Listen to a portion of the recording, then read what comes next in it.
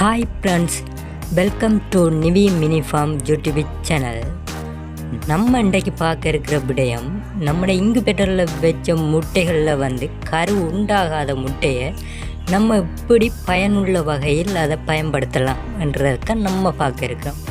வாங்க வீடியோவை ஃபுல்லாக பாருங்கள். லைக் பண்ணுங்கள், ஷேர் பண்ணுங்கள், கமெண்ட் பண்ணுங்கள். அடுத்தது புதுசாக பார்க்குறார்கள் என்னது நிவி மினி ஃபார்ம் யூடியூப் சேனலை சப்ஸ்கிரைப் பண்ணிக்கொள்ளுங்கள். வாங்க வீடியோக்குள்ளே போவோம்.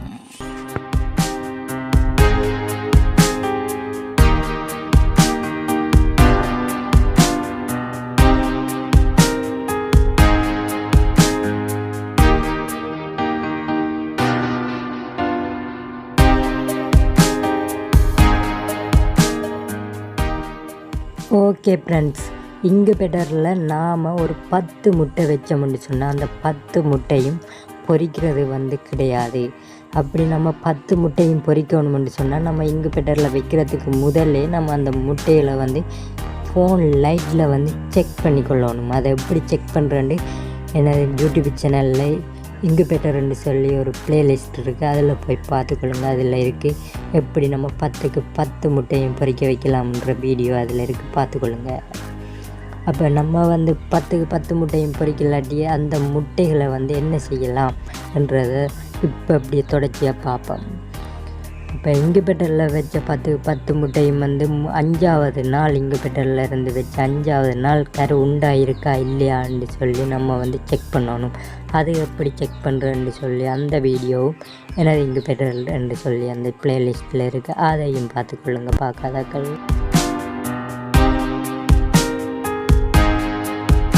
இனி இன்குபேட்டரில் வச்ச முட்டைகள் குஞ்சு பொரிக்கலாட்டி நீங்கள் தூக்கி எறிய வேண்டிய அவசியம் இல்லை. நீங்கள் இன்குபேட்டரில் வச்ச முட்டைகளை 5ஆவது நாள் நீங்கள் செக் பண்ணி பாருங்கள் கரு உண்டாயிருக்கா இல்லையான்னு. அப்படி நீங்கள் செக் பண்ணும்போது கரு உண்டாகாத முட்டைகளை நீங்கள் 5ஆவது நாளை எடுத்து அதை ஒரு பாத்திரத்தில் தண்ணியை ஊற்றி அதை ஃபுல்லாக அவியுங்க. அந்த முட்டையை ஃபுல்லாக அவிச்செடுங்க. எடுத்து அதனை உடைச்சி அதை கோழிகளுக்கு கொடுத்தீங்கன்னு சொன்னால் கோழிகள் மிக விரும்பி அதனை சாப்பிடும். அப்போ இந்த முட்டையை கொடுக்குறதால அதுகளுக்கு புரதச்சத்து அதுகளுக்கு அதிகமாக கிடைக்கும். அதனால் இந்த கோழிகள் வளர்ச்சி அடைகிற வீதம் அதிகமாக இருக்கும். அப்போ நீங்கள் உங்களோட இன்குபேட்டரில் வச்ச முட்டைகளை இனி கரு உண்டாகலன்னு தூக்கி எறிய வேண்டிய அவசியம் இல்லை. அதை அவித்து நன்கு அவியுங்க, நல்லா அவிச்சு கொடுங்க கோழிகளுக்கு. அது வெள்ளை கருவை மட்டும் கொடுங்க, மஞ்சள் கருவை கொடுக்க வேண்டாம். அடுத்ததாக நீங்கள் அவிச்சு கொடுக்கலாட்டி ஒரு பாத்திரத்தில் நீங்கள் எண்ணெய் எதுவும் ஊற்றாமல் நீங்கள் நல்லா அதை பிரட்டி அதை சூடு காட்டி நல்லா வறுத்தெடுங்க. எடுத்து அதை கருக விடாமல் கோழிகளுக்கு மஞ்சள் கருவையும் சேர்த்து அப்படியே வறுத்தெடுத்தீங்கன்னு சொன்னால் அவங்களுக்கு கோழிகள் மிக விரும்பி சாப்பிடும். அப்படியே நீங்கள் செஞ்சு கொடுக்கலாம். இனி உங்கள் இன்குபேட்டரில் இருக்கிற முட்டைகள் குஞ்சு பறிக்கலாட்டி 5ஆவது நாள் அதனை செக் பண்ணி அதை நீங்கள் இப்படி பயன்படுத்திக்கொள்ளலாம். உங்களோட கோழிகளுக்கே உணவாக கொடுக்க முடியும்.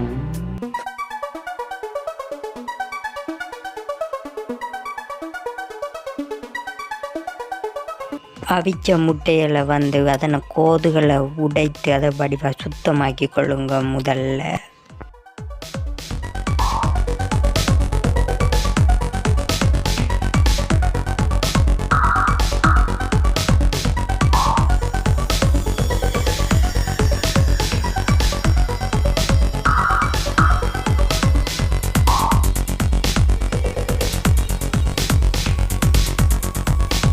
மஞ்சள் கரு இல்லாமல் வெறும் வெள்ளைக்கருவை மட்டும் வேறையாக்கி ஒரு பாத்திரத்தில் எடுத்துக்கொள்ளுங்கள்.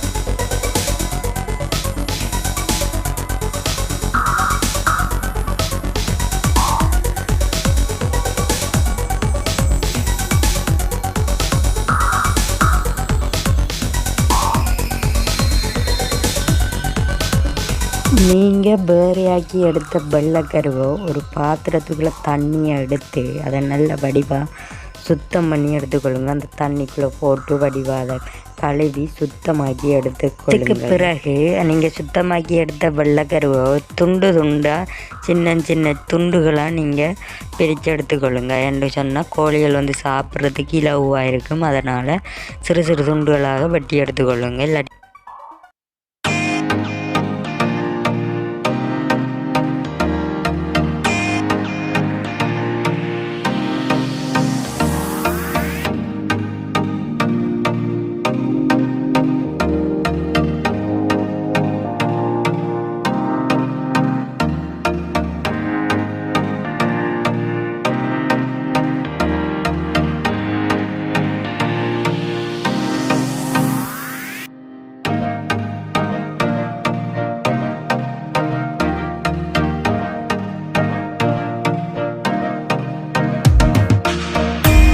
ஓகே ஃப்ரெண்ட்ஸ், நீங்கள் பிடிக்கிறீங்கன்னா சரி. இப்போ பார்த்தீங்களா அவ்வளோ அழகாக அந்த கோழிகள் அந்த வெள்ளைக்கருகளை தூக்கிட்டு ஓடி வேகமாக சாப்பிடுதுண்டு.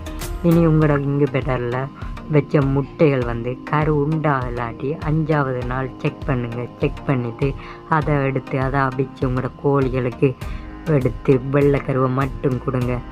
அதுகள் வந்து விரும்பி சாப்பிடும். ஓகே ஃப்ரெண்ட்ஸ், எனது நிவி மினி ஃபார்ம் யூடியூப் சேனலை சப்ஸ்கிரைப் பண்ணிக்கொள்ளுங்கள். இந்த வீடியோ ஃபுல்லாக பார்வையிட்டதுக்கு மிக்க நன்றி. லைக் பண்ணுங்கள், ஷேர் பண்ணுங்கள், கமெண்ட் பண்ணுங்கள். Okay bye. இன்னொரு வீடியோவில் சந்திப்போம்.